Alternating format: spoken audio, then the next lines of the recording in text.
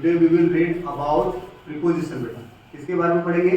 Preposition के बारे में, है ना। Before this time we have already discuss about preposition, है ना। इसके बारे में हम पहले से भी एक बार डिस्कस कर चुके हैं, है ना।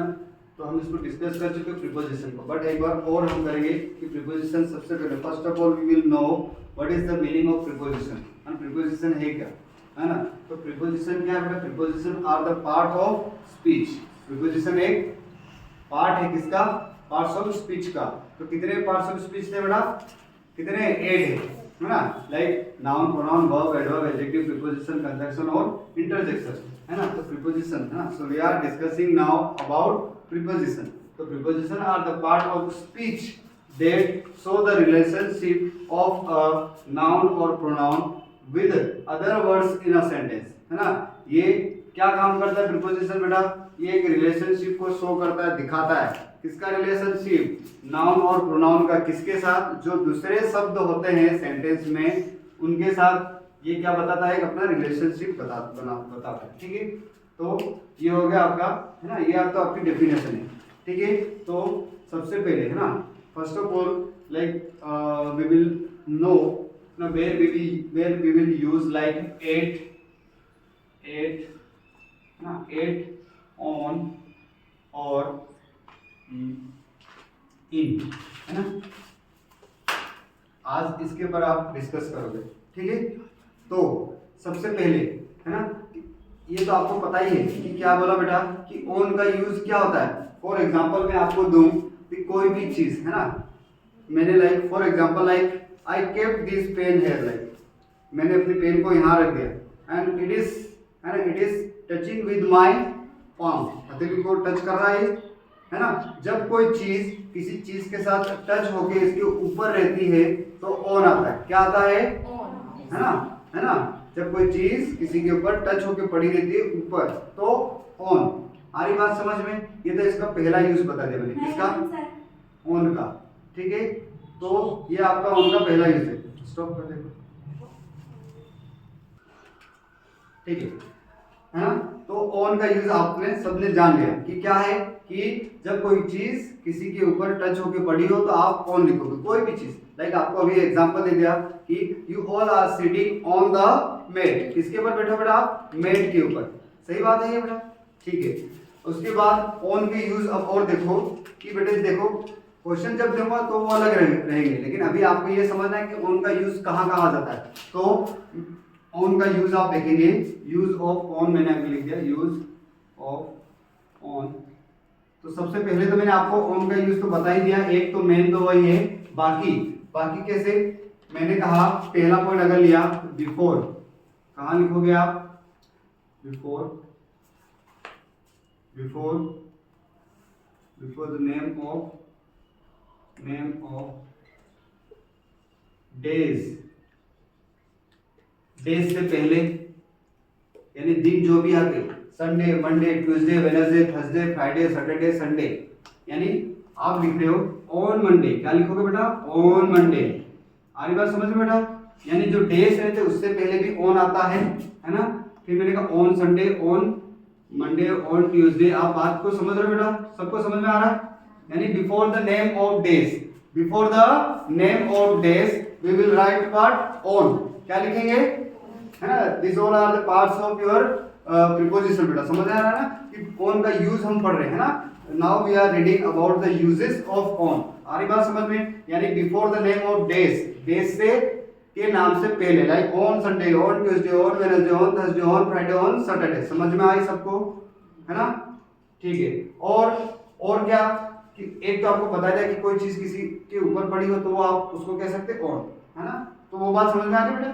और ये कि before the name of days, और देखो बिफोर द नेम ऑफ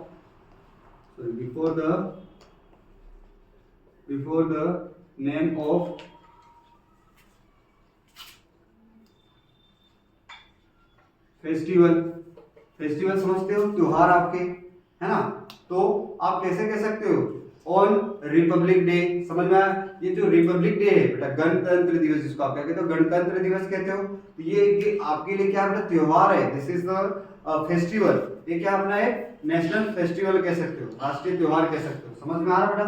तो like on Independence Day, on Republic day, समझ में आ रहा बेटा? On Independence Day, on Independence day, है ना, ऑन रिपब्लिक डे,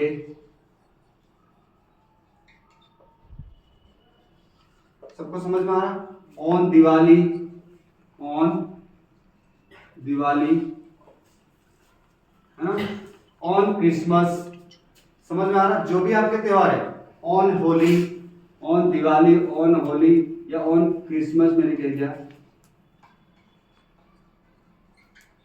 सबको समझ में आ रही है ये बात, है ना? यानी क्या क्या कहा कि before the name of days, days से पहले ऑन का यूज, और before the name of festival, festival यानी त्योहार के नाम से पहले भी आपका क्या रहेगा?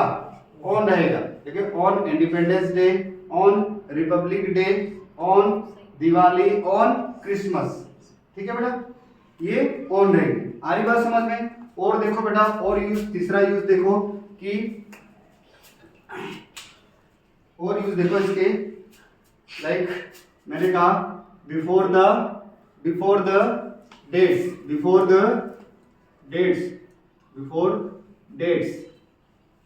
डेट्स आपकी तारीख, है ना? कैसे?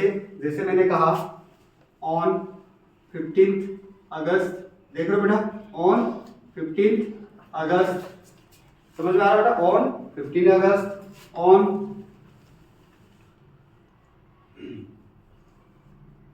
2 फरवरी, ऑन 2 फरवरी, है ना, 2 फरवरी, यानी जो भी आपकी तारीख, यानी आपको एग्जैक्ट डेट दे रखी है ना, if you have given like a exact date, then you have to write on 15th August, on 2nd of February, on 19th November, on 16th अगस्त, कुछ भी हो सकता है। समझ में आ रहा? यानी जो आपके डेट है, एग्जैक्ट डेट दे रखी, तो उससे पहले भी आप क्या लगाओगे? ऑन। समझ में आ रही बेटा? दिनों के नाम से पहले ऑन, फेस्टिवलों के नाम से पहले ऑन, और अगर डेट दे रखी हो एग्जैक्ट तो क्या लिखोगे? ऑन। सबको समझ में आ गया बेटा? और आप कह सकते हो, देखो एक तरह से आप देखो, कुछ भी आप सेलिब्रेट करते हो, मनाते हो, वो आपके लिए एक तरह से त्योहार जैसा ही होता। मान लो आप कहते हो हम उसके बर्थडे पे, तो कैसे बोले? On her birthday, on his birthday. समझ में आ रहा है बेटा? बर्थडे के लिए भी on her birthday, on his birthday,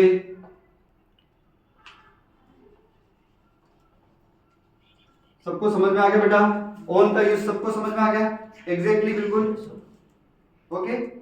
तो एक बार रिवीजन के लिए बता दूं कि before the name of days, on Monday, on Tuesday, on Wednesday, on Thursday, on Friday, on Saturday, है ना? और before the name of festivals, यानी त्योहारों के नाम से आगे on Independence Day, on Republic Day, on Diwali, on Christmas, on Holi. You got it बेटा? और नेक्स्ट थर्ड क्या बोला कि before the exact date, if you have given like exact date, then you have to write what? On 15 August, on 2 February, कुछ भी date हो तो उससे पहले ऑन आएगा। और on her birthday, on his birthday. You got it बेटा? और वन एग्जांपल आपको ये दिया था कि कोई भी चीज किसी के ऊपर टच होके पड़ी है तो आप ऑन लिखोगे, है ना? ओके।